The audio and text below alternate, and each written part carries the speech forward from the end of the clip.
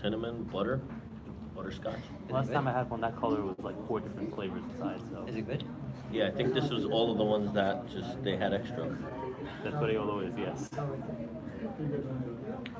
No, it's actually good though. I wish they would have wrote what kind of it is. I wish they did too. Huh? I don't know. Sometimes Okay. It's themselves right now. Of course. Oh, right now, maybe not. When they make it, they know. Yeah, when they just put the extras together, like You remember my bag? I did not. I don't know which one is your bag in the first place. Yeah, you do. I don't pay attention to your bag. It hurts. I pay attention more to your head, and I have not. Alright, we're gonna get started. Ready? We are live apparently, they said. Nice. Assalamu alaikum wa rahmatullah. Salam. Alhamdulillah wa salatu wa salam ala rasulillah sallallahu alayhi wa sallam wa alihi wa sahbihi ajma'in. We're continuing with our series of speaking about righteous people throughout history, where Allah Azza wa Jal sent them some sort of blessings in their lifetime or some sort of miracle because of the effort and the actions that they put forth and how close and they were to Allah by purifying their intentions and all of their actions, alhamdulillah. So today is an interesting topic actually, and especially because in college, usually they say the friends that you make in high school and in college, some of them they last a lot longer than ones that maybe you grew up with in your neighborhood, because people move and start families and things like that, and you start assimilating with people that have common interests, right? Nonetheless, if you can take 2 seconds, just a few seconds, to write down either on your phone, and I would urge you to do it on your phone, and the reason is because you'll see why. To write down 2 people or that you consider your closest friends in your life, the 2 that you consider your closest friends. So I'll give you a few seconds. And the reason I say on your phone is because you quickly delete it later on, because you don't want to offend anyone. Like, what's happening? You know, I thought I was your best friend, and you chose this particular person, and you didn't write me down. So we don't want to upset anybody. But somebody you know you could turn to every single time, no matter what. Something wrong happened. You failed an exam. The first person you're gonna make a phone call to immediately. Right? I like to try to do this little exercise before actually talking about friendship and that concept in Islam. So if you look at the academic description, they say that it's a person or someone known well to another in regard to a liking. You guys have some sort of liking, an affection, type of loyalty, someone that you could be intimate with in the sense of being characterized by or involved personality, close or familiar association, or a feeling. Someone you can kind of find that connection with, that you're very, very cool with all the time. And if you think about this for a moment, what characteristics do those friends have that you guys are so close to one another? Because friendships of the different levels, right? We know that there's Khalil, like for example, that Allah Azza wa Jal has taken the Prophet Abraham and the Prophet Muhammad that. Did he take any others as his Khalil? Nope. The answer is we don't know. It's okay. The answer is we don't know. What we were told is that Allah took Ibrahim and he took Muhammad sallallahu alaihi wasallam as his Khalil. One, Allah mentioned in the Quran where he said, وَاتَّخَذَ اللَّهُ إِبْرَاهِيمَ خَلِيلًا. That Allah mentioned in Surah An-Nisa, verse 125, that he took Ibrahim as his Khalil. And also in an authentic narration reported by Ibn Majah and others, the Prophet ﷺ said, as was reported by Abdullah bin Mas'ud, he said that I have no need of the friendship of any Khalil, which is a very, very close one that you rely upon. He said, but if I were to have taken anyone as a Khalil, I would have taken Abu Bakr. I would have taken Abu Bakr as my close friend. He said, but your companion, yani about himself, the Prophet ﷺ, he is Khalilullah. Allah Azza Jal made him his Khalil. And so one of the narrators mentioning, he said, when he said your companion, obviously he's referring about himself.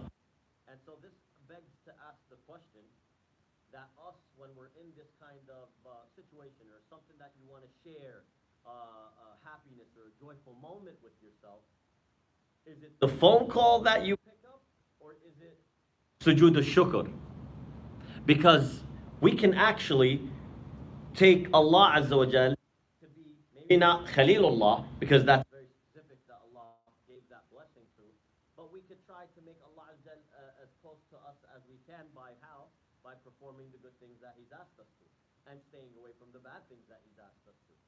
And so that moment where you got hired by the company that you wanted, or the moment that you got into the school that you wanted, or you got that scholarship that you wanted, or you got that girl that you wanted to marry, or the guy you wanted to marry, because that's always in the air. Right? The first thing you think of is, I have to thank Allah for that. So you go and put your head to the ground and say sujood al-shukr, the prostration of gratefulness and thankfulness. Amazing, because a lot of people forget that. Oh my God, I gotta call my dad, I gotta call my mom, I gotta call whoever to let them know. You'll never believe it. I got into X. I got this offer. I got blah blah blah. You see that kind of way. So you may be doing okay in terms of the friendship in the dunyawi level, but Allah Azza wa Jal mentioned in Surah Al-Hadid, I believe it's Surah Al-Hadid, where He says, وَهُوَ مَعَكُمْ أَيْنَمَا كُنْتُمْ, that Allah Azza wa Jal is with you no matter where you are. So this struggle that you're going through, like we mentioned, it's very different being in college. The exam that you're given on exam day, on midterms or finals, you're given an exam, closed book, closed notes, and the professor whips out his newspaper, her newspaper, and they pretty much ignore the class till the exam's done. And if you have a question, some of these professors are very stickler and say, well, answer as best you can. Yeah, but answer as best you can. No help whatsoever. But the test of Allah Azza wa Jal that we have in the dunya, Allah is with you along the way. So not only do you have that test, you turn to Allah to pass it as well. And He's with you no matter what. So then you start thinking about your dunyawi friends and the actions that you have amongst yourself. So what makes you guys friends? If you had to ask yourself, if I had to pick 5 things, what makes us friends? Is it because, well, we're in the same fantasy football league? Or we have the same hairdresser? Or the same, I don't know, what interests you guys share? Maybe the same hijab club, whatever they do. You never know. They're creative, more creative than us. We're really boring. What do you have? We have a Fortnite now, and you got, they're in it too, apparently now, maybe. And then you have fantasy football. Some people are doing Pokemon Go. And then there's this other stuff, whatever. Oh, World of Warcraft was in my time. I don't know if they're still going strong here. They used to have the 4th floor of the campus center, by the way. They used to hold the whole thing down, laptops and everything. They were straight up. They were really taking over up there. World of Warcraft. I never tried that. But anyhow, right? And then you think about that. They share a liking. And some people, you may go to the same school. That might be enough. Maybe you're on the same MSA. Something like that. You have to ask yourself why and what happened that we're friends. And then you ask yourself, when you say you're friends, to what extent do you go to maintain that friendship? You see? Because Allah Azza wa Jal mentions in Surah Al-Asr, when Allah says, "Wal-Asr," and Allah is swearing by time. Allah is swearing by time. Allah created it, He could swear by it. Wal-Asr, innal insana lafi khusr. That the majority of mankind is a loser in this regard. We don't maintain our time properly. We don't divide it properly, right? We have to think about how to organize our lives in a much more efficient way. إن الإنسان لفي خسر إلا الذين آمنوا وعملوا الصالحات وتواصوا بالحق وتواصوا بالصبر. إلا الذين آمنوا وتواصوا بالحق وتواصوا بالصبر. That except for the ones who have believed in Allah, iman, not aslamu, iman, like you're really trying your best to get close to Allah. You versus the other people which we talk about, that they say, you know what, I pray my 5 prayers, I fast my Ramadan, and when I have the money for zakah, I'll pay that. And when I have the money for Hajj, I'll do that. And I already gave my shahada, and I give it every day, alhamdulillah. And that's it, I'm good. Well, there's all these other wrong things that we're doing. This is the 5 basics of Islam that every prophet, they taught us. These basics of Islam. That Islam was built upon 5. But then you have to ask yourself, well, what about zina? Right? Because There's the fornication of the ears. There's the fornication of the tongue. When some of these guys sweet talk these other ladies and whatnot, might not realize it, but that flirting is the sin of the tongue. Don't realize that. And then the sin of the eyes, looking at bad things that are not allowed. There's so many forms that things that we're really neglecting it. So it's not just that. It's also staying away from the things Allah has just prohibited us from doing. And then when you call yourself friendships, there's benefits to this. And I want to just turn to this quick story about a time where the Rasul ﷺ mentioned about a man, a Muslim, in history. You had a question? No. Oh, sorry. About a man in history who had a friendship with his Muslim brother. And in order to maintain that friendship, he would go through great lengths to maintain that friendship, and all for the sake of Allah. Because he knows that one of the beautiful rewards you get is from maintaining a good friendship. And in that friendship, Allah Azza mentioned in Surah Al-Asr, it's the advice you give your friend. Never forget that. You're as good as a friend as the advice you give that person. Wallahi, I can't tell you how many times people have surrounded themselves with people who give them such poor advice. And it's a shame, because it leads to all sorts of complications. It leads to cheating on exams. It leads to deceiving. It leads to lying. It leads to stealing, chaos, divorce. It leads to all of that because somebody turned to someone for bad advice. And you'll learn that one of the rights that a Muslim has over another Muslim is actually the right to give them good advice. That's something that we have to never forget. So the Nabi Sallallahu Alaihi Wasallam told us about a man who set out on a visit to visit his brother in Islam, just to visit his brother in another town. So he's taking a journey, meaning he's not down the road. He's taking safar. He's actually taking a journey. He's packed his bags. He's got on his mount and his ride, and he's taking a journey to another town. So that's good that you're friends with the person next to you. But it's also very good to maintain relationships with those people who move just a little bit ahead. And obviously, this type of sunnah, if you will, falls less upon the sisters than it does on the brothers. Obviously, that goes without saying. But if they have the ability to take their wali, or it's a safe journey to go there, then obviously fulfill that. That's very, very good and very rewarded. So as this man sets forth on his journey, Allah Azza wa Jal sent an angel. Allah Azza wa Jal sent an angel to meet this man in his path to visiting his friend. So he sent him in the human form. So he didn't know he was an angel. Remember the last few weeks, we've seen that people can have interactions with malaika. But you just may not have known that you interacted with an angel. You might have not known. It's just khalas. It was a test for you. You may have passed, you may have failed it. In this case, this man just comes up to him and he says, "Where do you intend to go?" He met him on his way, and maybe he's on a rest stop. You gotta imagine what's happening here. So he's on a rest stop. He asks him, "Where do you intend to go?" He says, "I intend to visit a friend of mine in this town." He said, "Does he owe you? Do you owe him anything? Any benefit? Is it that maybe?" Because back then, you have to understand something. If you lent me money, I can't PayPal it to you. Right back then, you got on your horse, you set on the journey to bring it back. That was the amana. That was the trust. It took a great amount of effort to bring that person the debt that you owe them. So he said, "Is there anything you owe this person? Is there some reason that you're going?" He said, "No, I'm visiting him strictly for the sake of Allah, because I love this man for the sake of Allah." Such a nice man. That means that he's a pretty good Muslim. That gives him nice advice, and he likes to sit with him and be in his company. So he says, "I have no desire except to visit him because I love him for the sake of Allah, Azza wa Jal, the exalted, the glory."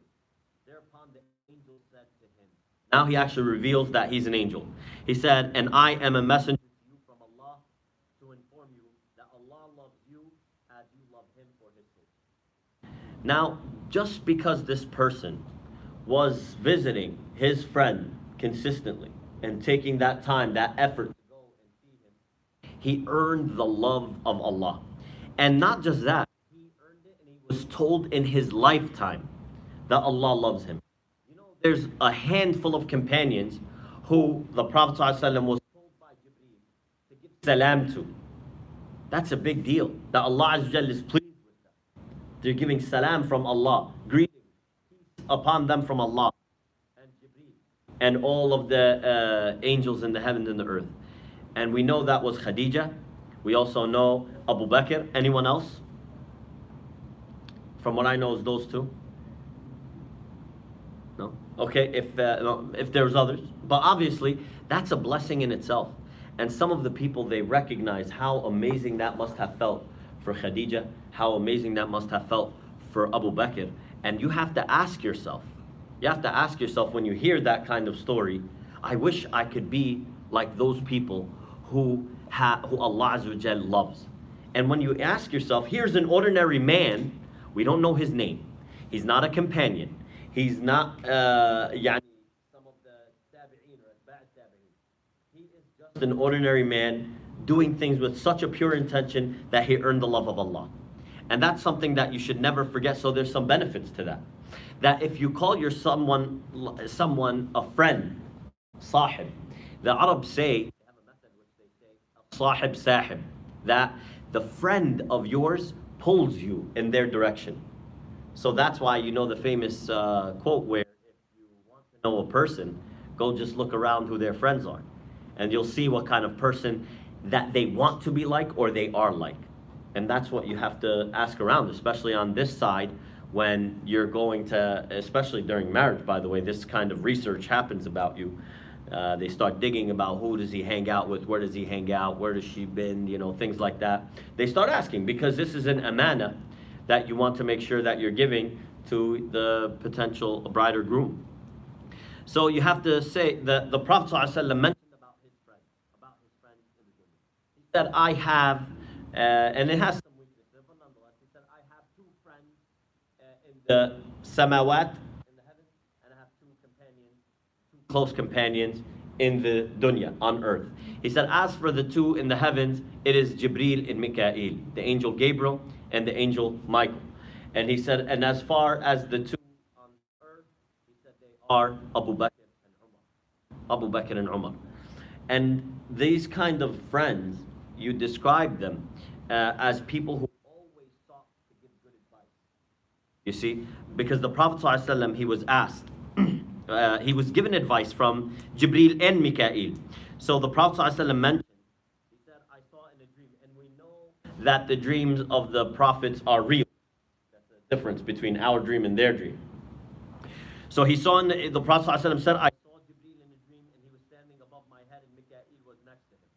And one said to the other, Jibreel said to Mikael, coin a likeness to him, give him a method, give him an example that he can teach his people, so that they can come close to Allah. Look at the advice that the best friends of the Rasul ﷺ in the heavens have given to the Prophet Muhammad ﷺ, that we should learn from. Because I really want us to start acting accordingly to give and encourage, to give good advice. But the problem that we have, by the way, in giving good advice, we think that we're going to hurt somebody's feelings. That if we sit there and we confront them that they're doing something wrong, that if we tell them, look, wallah, it's not a good place to go to. By the way, anything you say between you and your friend is always going to be advice. Anything you say to your friend in front of other people is always going to be an embarrassment. And they'll defend their position even if they're wrong, by the way. It's a trick from the shaitan that he allows them to soak in that kind of arrogance. But as far as we go, if you really, really love that person, you care about them, you sit there and you can say anything to them in a nice manner, but one-on-one. So you tell them, listen, this is not how Allah is pleased with you dressing. That's not the way Allah wants you to dress. Oh, just that we're in America, this is a secularist country, free to do whatever you want. Well, yeah, that's true. And one day your neighbor's going to be sleeping with his dog, and he's free to do what he wants, because that's only what's inevitable in that kind of sick-minded way of thinking. But that doesn't mean that you should stop giving advice. That doesn't mean, what law have you broken by telling them to dress modest the way Allah has told you? What law have you broken by telling them, listen, it's better for you not to go to Atlantic City this weekend. I know you just had finals. I know you want to, wind down. You just want to hang out. You're done with studying for 48 hours straight. You're on 3 Red Bulls and 5-hour powers, and now it's probably 40-hour power and whatever drinks they're out there. But you should still give them good advice. You know what? Let's go grab some dinner at a local diner. Maybe grab a can reduce and move them away from what they were going to do. You know, if they want to just relax and wind down, there's many halal ways to do it. And unfortunately, we're afraid of offending. The shaitan has tricked us to think we're afraid of offending someone. Oh, wow, you're going to tell me how to live my life? I'm not telling you. I'm recommending to you a better course of action. That's something that we have to understand. So one of them said, he said, listen and understand. Isma' wafham.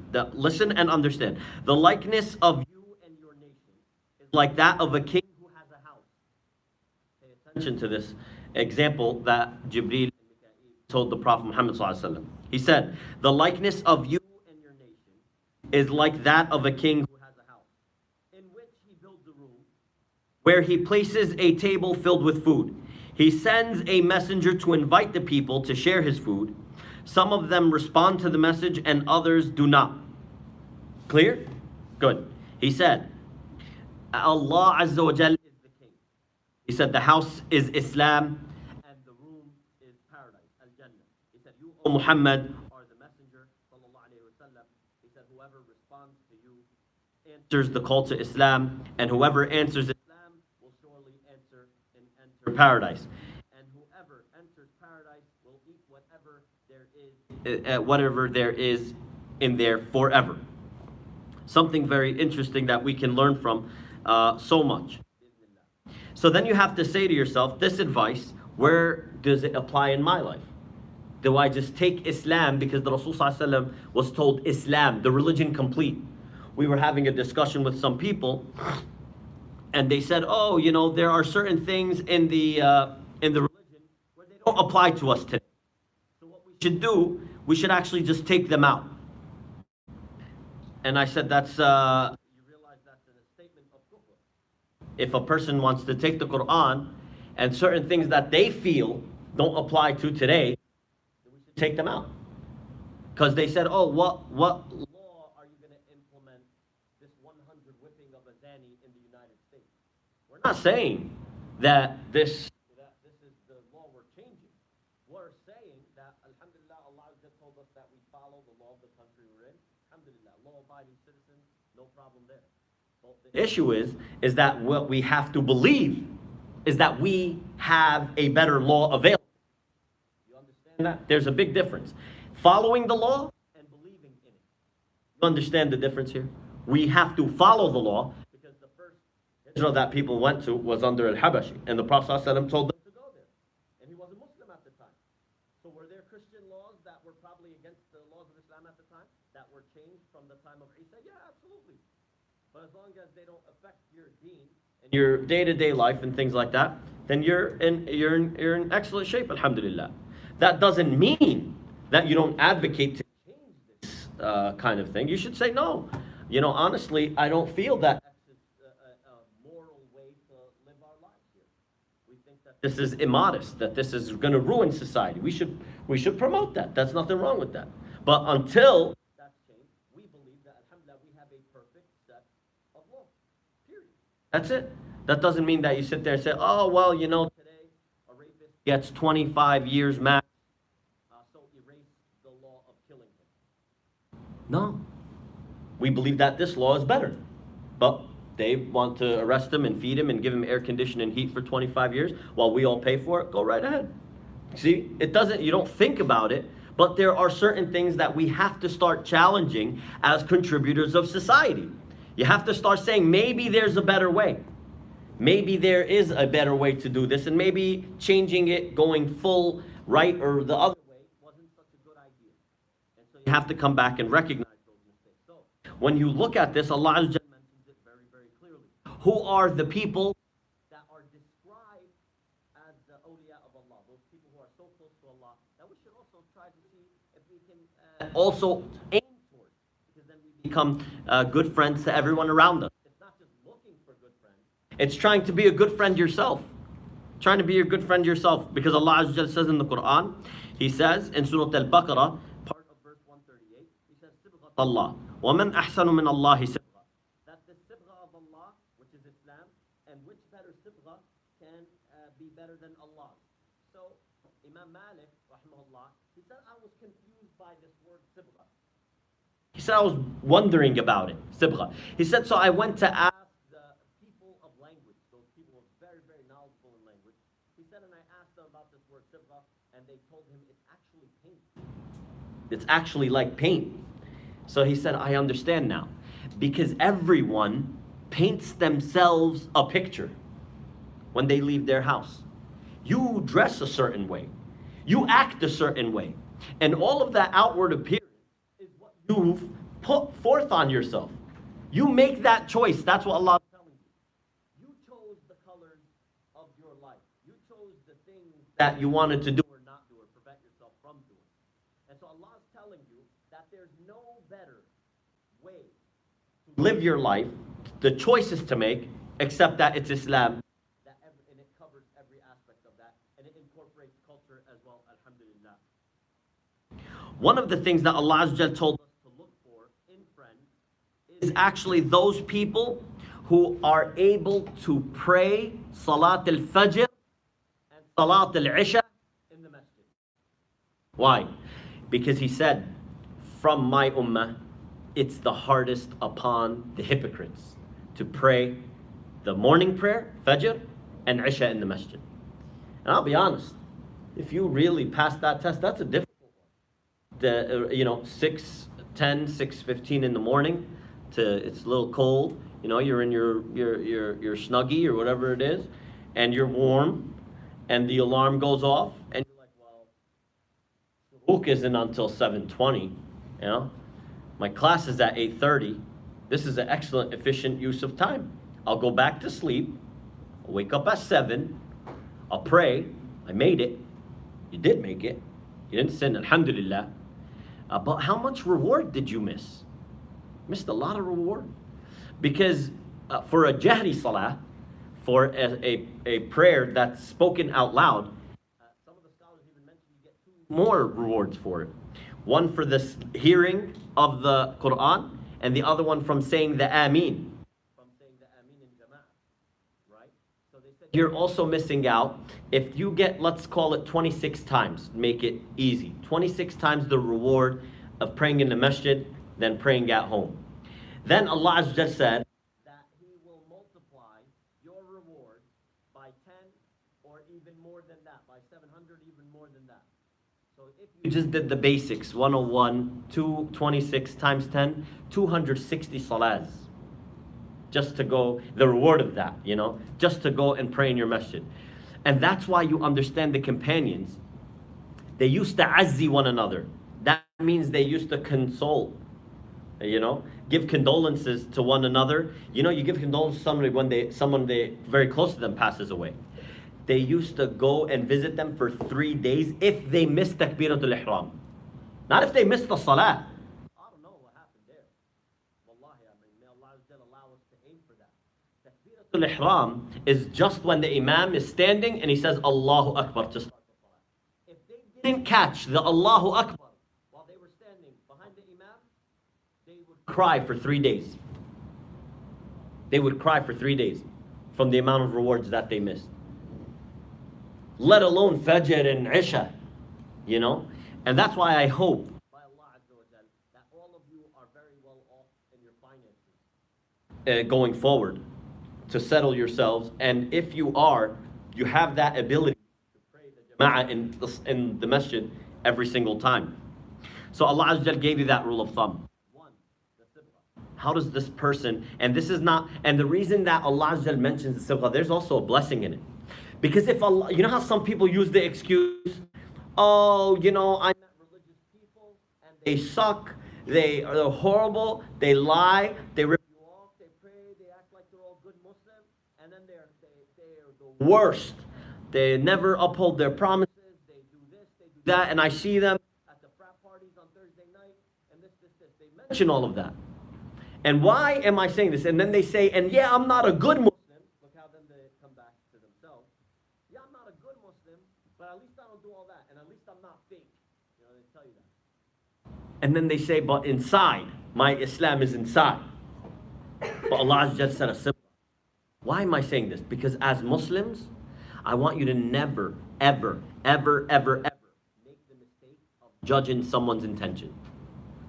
You understood that part? Very important. You never, ever, ever judge someone's intention. As Muslims, we just look at the action. This action was either correct, this action was either a mistake, or this action was either wrong. That's very simple.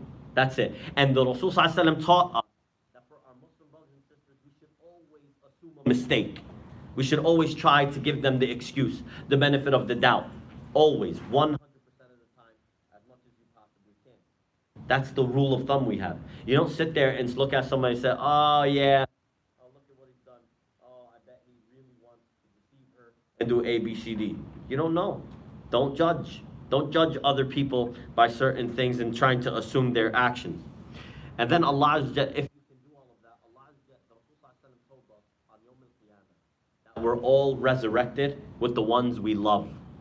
We're all resurrected with the ones we love. I mean, yeah, we don't have any power to do anything over somebody who insults the Prophet ﷺ. But at the end of the day, like when that guy was doing those cartoons and all that stuff, so horrible, and it doesn't make any sense.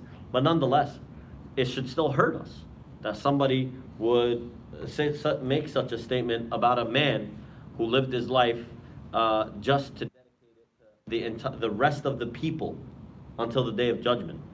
That was the Prophet ﷺ's goal, was to try to make this entire earth Muslim, to try to show them how beautiful this religion is.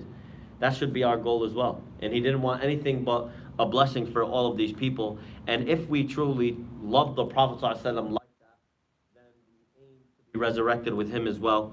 And then there is a benefit in the akhirah as well, where Allah Azza wa Jalla said, Inna ashab al-jannati al-yawma fi shughulin fakihun. That Allah Azza wa Jalla said, verily the dwellers of paradise that day will be busy. Shughul, they actually will be busy. But what kind of work will they be busy with? Joyful things. Fakihun. That meaning you will eat for fun, not out of hunger. You'll have block parties for fun, not to show off. Just everything is fun. You're going to be so busy having fun. And the thing is, we tend to choose friends in the dunya that make our life fun in the dunya, sacrificing the akhirah. That's the point I really want to make. That a lot of times the best friends that we have are the ones that make us laugh all the time, which is nice. But laugh at the expense of making fun of other people? That's unacceptable. That's not right. That's Islamically wrong. And that's some people, they get around being like that. That they just have the ability to make everyone laugh, but they laugh. I've seen people make fun of disabled people. I've seen people make fun of sisters who wear hijab. I've seen people see all of this crazy stuff. People who make fun of guys that are wearing beards, although that's now some sort of popular thing going on for some reason. But you see, all of this stuff, you see people making fun of the religion, some people making fun of all this stuff. It's absolutely the wrong kind of fun. And they're doing it for some small entertainment that will eventually cease to exist, where at the expense of an entertainment that will never, ever die. So the rule of thumb number one is, if you have friends, number one, you always give them good advice. So somebody might ask, and we're going to see if anybody has any questions, well, what if I'm not doing it? What if I'm hanging out with my friends and I'm smoking, and then I'm not going to give you a cigarette. This is bad for you. What kind of hypocrite are you? You're smoking. Yeah, but I'm addicted to it. I don't want you to also be addicted to it. That is not a hypocrite. You should want something good for your Muslim brother or sister as much as you want it for yourself. You shouldn't want to smoke. You ask most of the smokers, and I've asked them, got plenty of smokers in our family, and I asked them, they don't really necessarily, not all of them, some of them really enjoy smoking, unfortunately, but other than, I don't really want to smoke.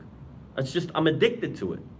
And they tried patches and all this other weird things that they have to do these days. And it's just very difficult. They got you locked in. It's in your blood. It makes you, really desire that particular. That's why it's called an addiction. So number one, you always give good advice, even if yourself you're not doing it. But the thing is, when you're giving that advice, remind yourself too. Say, you know what? That's it. Right now, all of us in this room, let's intend to pray Salat al-Fajr in the masjid tomorrow. For those of us who can. And have that ability. Is that a deal? Some people's like, nah, dude. Today was a late night. No, make the deal. Make the intention. Because if you make the intention now and you don't do it That's the blessing of Allah. That's like skipping a chem exam, and then you come for the second exam. He's like, why did I get a zero? I intended to take it. Well, you didn't take it. Well, yeah, but I intended to take it. Well, no, you got a zero. Allah Azza wa Jal gives you the credit. You come on the Day of Judgment every day. You intended to pray Fajr in the masjid, and this busted alarm clock of yours just doesn't wake you up, or you're just a really heavy sleeper. You come on the Yawm al-Qiyamah and you'll find so many Fajrs you attended. You might say, well, whoa, what about me? I actually attended. This lazy bum slept. Well, here's the interesting part. Allah Azza wa Jal is the perfect judge. Never forget that. Whatever you're going to find your reward with on Yawm al-Qiyamah, wallahi, you're going to be 100% satisfied with it. And you're going to think you're going to be rewarded. If we make it to paradise without any adab and at the time of death, without any punishment at the grave, without any punishment on the resurrection, the Day of Judgment, without any of those punishments, and inshallah, ya Rab, we are one of those people who actually enter paradise without any of that stuff, without the 50,000 years in the shade. 50,000, by the way. Wallahi, what set me straight, by the way, was one of those narrations. 50,000 years. You could either choose 50,000 years, or you could choose the time between two prayers. I'll take the time between the two prayers for it to feel like for the Day of Judgment. I'll take that any day. That alone should fix you straight on the path. Now, it's 50,000 years. It's not worth it. No, I can't do it. It's 50,000 years. It's 50,000 years. I mean, really, I'm dead serious. Say that a few times. That's a lot of years. A lot of years. So you sit there and and imagine the reward you get when you enter paradise. If Allah Azza wa Jal just gave us a glimpse, just a preview of the guy who makes it to paradise, the last one out of Jahannam that Allah gives rahmah to, because he said La ilaha illallah at least once in belief. Huh? The last guy. The Prophet said he enters paradise eventually. It's a long narration, and he thinks after Allah Azza wa Jal rewards him and rewards him and rewards him with the rewards of like 10 earths, if you will. The richest person to ever step foot on the ground. And Allah Azza wa Jal keeps saying, وَمِثْلِ until the person is like, Radid, Ya Allah, oh Allah, I'm happy with this. And then Allah Azza wa Jal says, وَمِثْلِ, and I'm doubling that. He's multiplying, not okay, plus one. No, he's multiplying. So then he says, oh Allah, are you making a mockery? I mean, is this a joke? Is this like a prank? Then Allah Azza wa Jal smiles in a way that befits his majesty. Then he even says, وَمِثْلِ. He even says and even doubled that. And that guy thinks, I am rich. Oh, I'm. How do you own Earth? Just one Earth. Like, how do you own one? You know, some of these multi-billionaires, eventually we'll see trillionaires in our lifetime, sure. Money's not really worth what it was, but nonetheless, I'm not going to get into that. You see, somebody owns a little island, and then they bring him on the top houses on a Netflix documentary. Oh, look, this island's even got this escalator that takes you from one side to the other, and he spent like 150 million on it, right? And he owns an island, this little dot that you can't even see from space. What if somebody said, I own New Jersey? Wow, state of New Jersey. Get this little dot. That's it, this little dot state, right? And then you sit there and you recognize how much a person can own. Imagine Earth. Then imagine multiplied and multiplied and multiplied. You just don't know where to go. You're going to be busy having fun in the akhirah. So to summarize again, someone who's always giving good advice, we should be those people. Someone who's always intending to worship Allah in the day and in the night. And that means that we intend, bi'idhnillah, to pray Salat al-Isha in the masjid. Right? We intend to pray Salat al-Isha in the masjid. We also intend, we ask Allah Azza wa Jalla to accept to pray Salat al-Fajr in the masjid as well. We hope to see that reward on the Day of Judgment. And last but not least, keep a close connection with people. After you graduate, some of you are seniors. Some of you will get married. Some of you will move to whoever knows where. Some of you will, you start your lives. Try to maintain a good connection. And there's many ways to do that today. There's a lot of avenues. There's a lot of social media. And then meeting up in person is something very, very nice to do as well. So always maintain a good connection and always give good advice. And try to have the character and your outward appearance and the way that Allah Azza wa Jal asked us to do. If I said anything that was offending to anyone, please forgive me. That wasn't my intention. And if I said anything that was good, that is from Allah Azza wa Jal, and I ask that He allows us to all benefit from that until the Day of Judgment, Ya Rab. Ameen, Ya Rab. Does anybody have any questions? نعم. So in regards to what one would consider like a toxic friendship, where you're not really gaining anything out of it, but that person you're trying to influence in a positive way, and you're not necessarily getting through to them. I've heard like two sides where it's like you should continue to try to get through to them, continue as much as you can, but then there's also the other side that's like the rotten apples, and you can interior your own religiously because you're surrounding yourself with people. So which side, what should you do? Yeah, so one thing you have to understand is very important is she said about friends in some relationships that are toxic, where she heard two opinions essentially. One, that it's so bad that you're not benefiting and rather starting to negatively affect you. You should just really leave that kind of friendship. And then the other side, which is type where you should continue to try to do da'wah with them and try to motivate them to things that will be pleasing to Allah. Well, something you have to look at both sides. You answered it exactly the way it should be. But you have the rule of thumb is that in itself. If it's toxic enough that it's starting to negatively affect you, those thoughts are starting to come in your head. Well, what if I just went with them to that place, but I didn't do anything? Those thoughts will really negatively affect your iman. And so if I would say there's an ability to maybe not cut them off completely, but at least remain in communication with them, unless they're the type that's just cursing you out, saying bad things about the deen, then it's time to move on. Because the Prophet ﷺ even told us not to curse anyone else's religion either.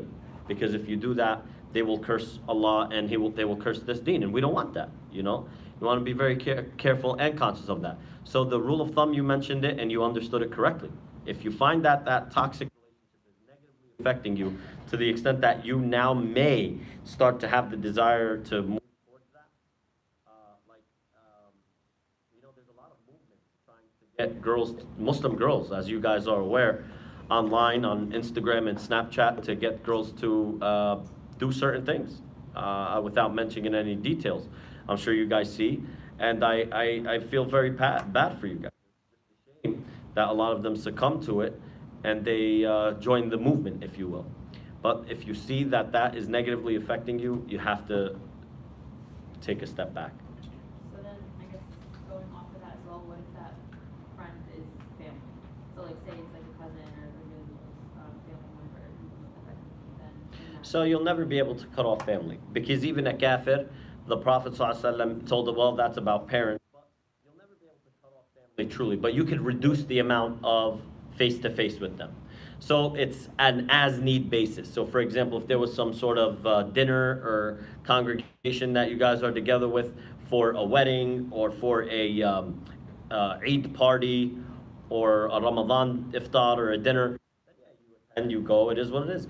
We have to be very wise that as a Muslim, you have to learn to gain your conviction enough that somebody sitting there telling you, oh, Jibreel made a mistake, he messed up, he forgot that he was supposed to give the risala to Ali, instead gave it to Muhammad. What kind of backwards?